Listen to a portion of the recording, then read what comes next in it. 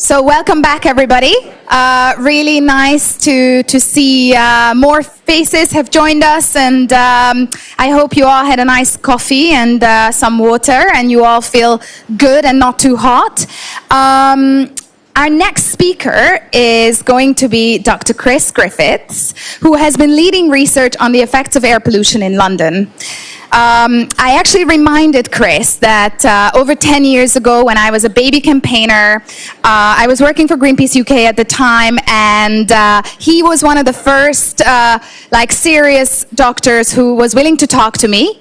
And together with him and his colleagues, we set up Doctors Against Diesel at the time. And that group was a group of doctors from across the UK who raised their voice against the harmful effects of diesel engines. And, you know, look at us now. London is doing really well, as we've heard from Mette earlier. And so I'm more than delighted to welcome Chris on stage today. Chris, take it away.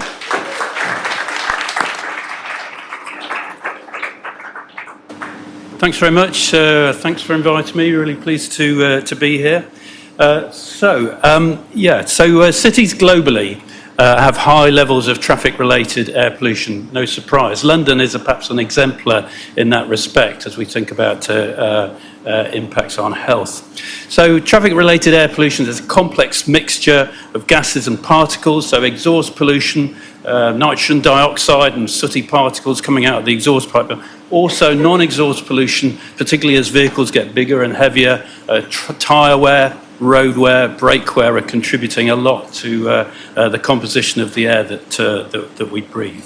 So children are particularly vulnerable to traffic-related air pollution. They have fast ventilation rates, they're moving air in and out of their lungs quickly. They're right at ground level. We send them off to nursery school. We send them out to play at playtime, and these schools are often next to main roads. Nearer the microphone, thank you. I will stick with it. Yeah. Okay, so this is a summary of the effects of traffic-related air pollution on children's health. It's a big analysis of multiple studies drawn together.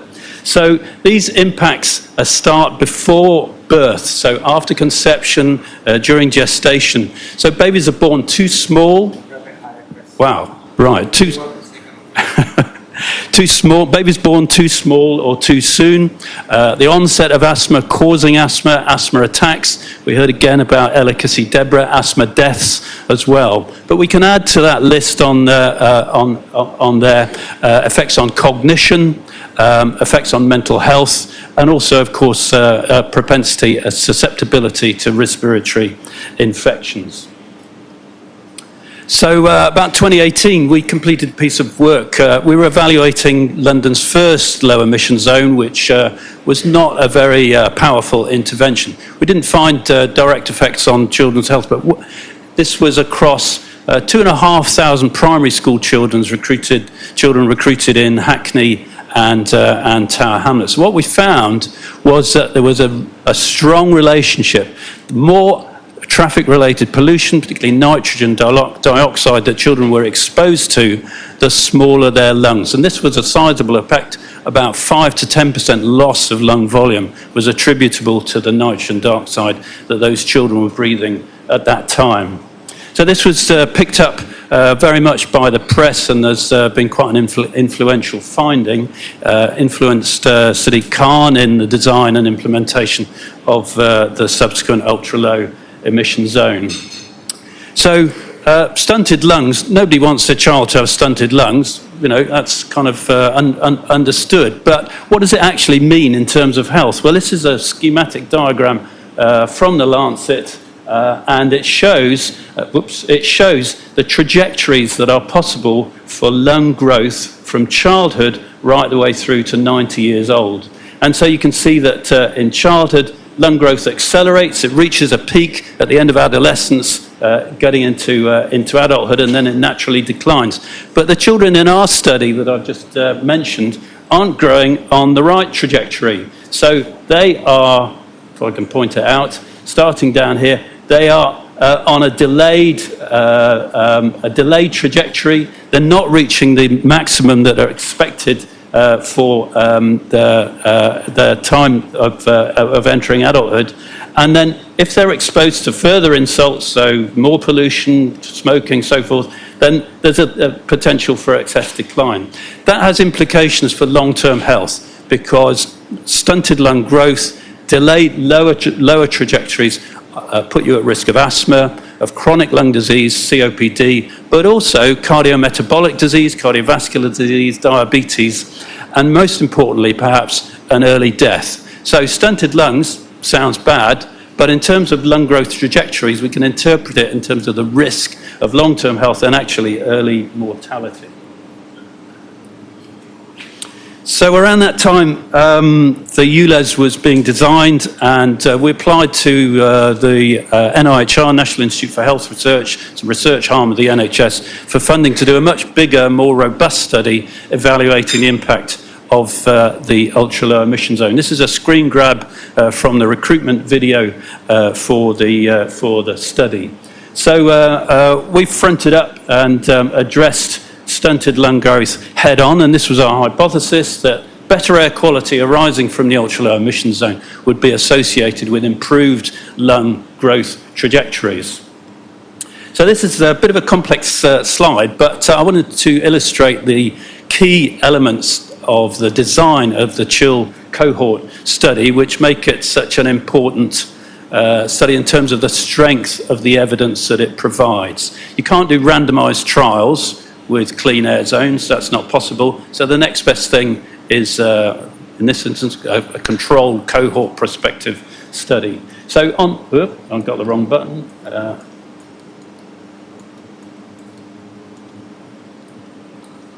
There we go. Okay, so on the left, okay. The most important thing about the design is that we have a comparator site, okay? So we recruited 3,500 primary school children from schools in London, but also in Luton. So Luton's important because it has a similar pollutant mix, a lot of cars and traffic drawn into the town because there's an airport as well there. So it has a similar pollutant mix, but it also has a similar demographic mix of children. So multi-ethnic, similar deprivation levels. So it provides an ideal comparison for London. The levels of pollution in Luton were not as high as they were in London, but that's why we were doing the study. As I say, it was a large study, so powered to detect significant differences in lung growth and development. Over the course of 5 years, we evaluated children. So we started before the implementation of the ultra-low emission zones, where you have data before the intervention was delivered.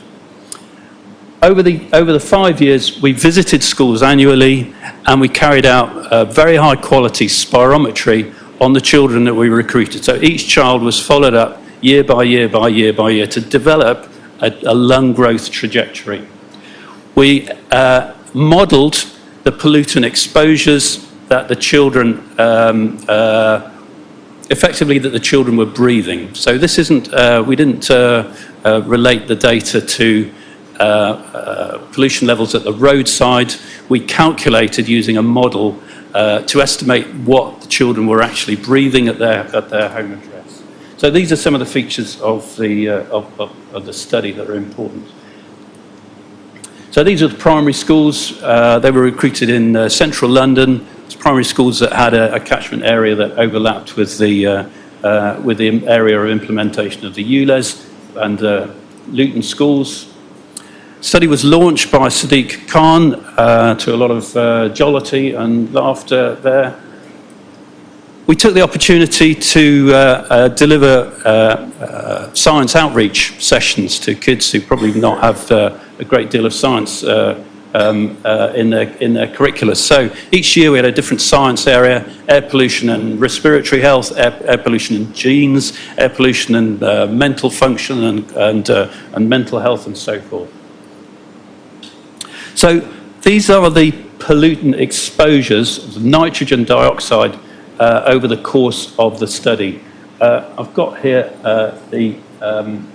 the red line is the World Health Organization limit value for nitrogen dioxide.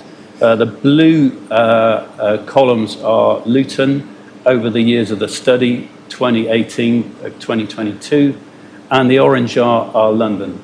And you can see that over the course of the study, the nitrogen dioxide levels for Luton fall slightly, and they hover around just above the WHO limit value. The levels for London, after the implementation of the ULEZ in 2019, there's a large fall, doesn't reach the levels in London and Luton. But nitrogen dioxide levels fell rapidly, and they fell a long way in London compared with the experience of the children in Luton.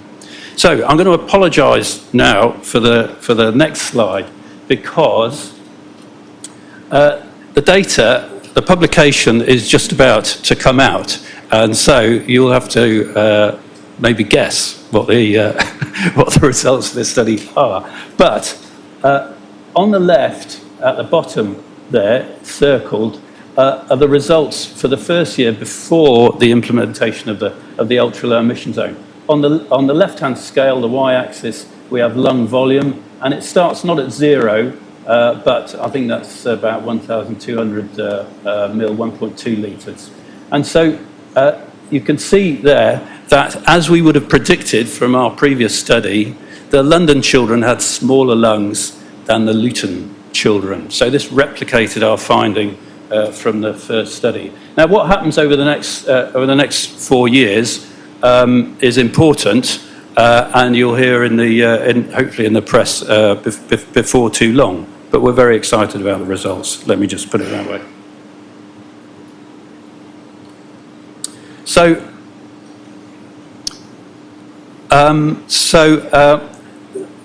the design that we set up for the ultra-low emission zone enabled us to have a platform for a range of other studies to assess a range of other outcomes. So I'm going to just go through a couple of those. So thinking more about societal impacts of the ultra-low emission zone. So switch to active travel. So the children, when we did our annual school visits for their health system, we asked them to fill out a questionnaire, and it said, how did you get to school today? And so they filled out their means of travel to school. And analysing that, we found that the children, in the year after the implementation of the ULEZ, the children in London were 4 times as likely to switch from inactive travel to active travel to school, which is a really important finding. We've followed this up with an analysis over the remainder of the years. That's just as the numbers have just come out, and it looks as though that effect is sustained. So it's a sustained effect on a switch to active travel. So we also carried out a qualitative study and interviewed parents, children, and teachers about their experience of the ultra-low emission zone. And actually, it was really extraordinary what mothers in particular said. So there was a perception of cleaner air. There was a perception that the streets were quieter and somewhat safer. There was a complaint about too many electric bikes, but there we are. But so there was perception of cleaner air. Parents reported that their children were suffering fewer asthma symptoms and using their pumps less often. But one of the striking things was a sense of better socialisation. So this is a quote down on the left here from a mother, and she says, I'll take the longer route, the proper long. I'll take my son to the park where there's other mums as well, so the kids can run around and play. So there's a sense that the journey to school has changed for these families. And first of all, the children are getting there under their own steam. And secondly, mothers, maybe fathers as well, are happy to travel with the kids to school, socialise in the park, more green space, more exercise.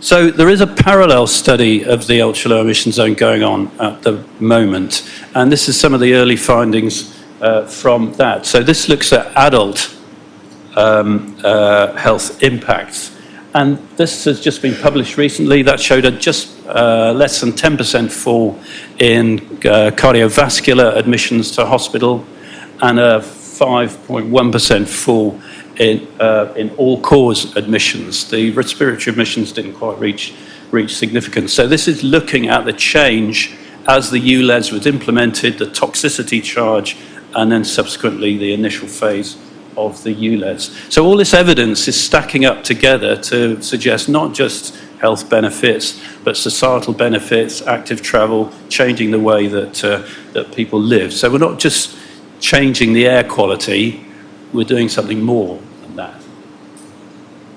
So traffic pollution in cities, it's a global problem. And I think the data that is coming out of the ultra-low emission zone with the stuff that we'll publish shortly suggests that clean air zones are potentially a global problem, a global solution. So you have to remember that each of the cities around the world has a unique air quality environment, and that will differ, and they'll probably would need a clean air zone that's bespoke to address those particular causes of air pollution. So particularly a city like Delhi, which has a post-monsoon harvest, lots of crop burning. There's a big influx of particulate pollution in addition to the traffic-related pollution there. So what are the key takeaways from the study? It's a big problem, a global problem, harming children's health. 2 billion children across the world living in cities. Cities are getting bigger, more mega cities all the time. So this problem is going to go away. It's an escalating problem. Clean air zones really are a credible public health intervention to address this. So I guess a lesson from CHILL is go large. Address a big problem, a big study, lots of power, lots of sub-studies, and you can find out a lot of things about the topic that you're addressing. So ULEZ is associated with benefit to children's health, behaviour, and socialisation. And policymakers globally need to consider clean air zones. Thanks very much.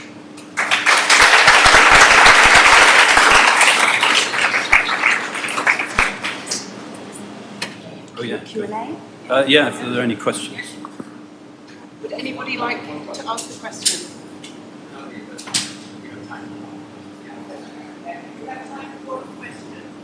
One question. Question is, we have one question. No questions.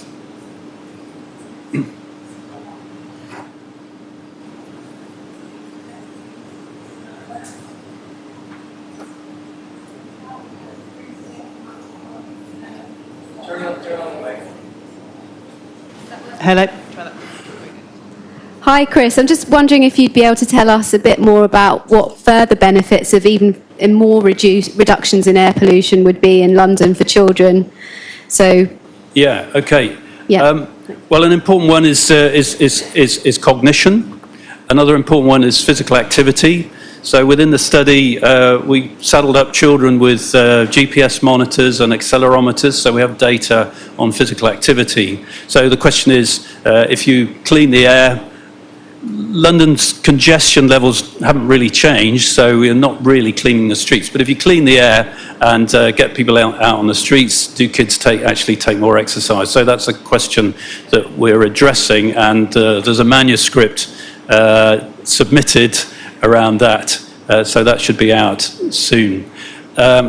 Cognition, as well as the lung function assessments, we measured cognitive function. So children did a set of computer games that assess working memory, reaction time, all those kind of things. So we have that data, and that's in an analysis. Because that platform that we use to assess cognitive function is the same as the one in Bradford. So Bradford implemented a clean zone as well. So we're going to merge all that data and hopefully come up with a combined analysis of impacts of introducing a low emission zone on cognitive function. We measured mental health. So children filled out a mental health questionnaire. So, I guess our hope, obviously, is that cleaner air improves cognition and reduces mental health problems in kids. But it also, we hope that it improves, we have the answer around physical activity, and that's coming out. So those are key outcomes. Asthma admissions, and of course, cost effectiveness. It's really important when you're trying to persuade politicians to change to have some cost data. The important thing is if you can model the effects of improved lung development into adulthood, almost certainly that will be cost effective. So those are a bunch of other outcomes that we've got a handle on, and that'll be coming out soon. Brilliant.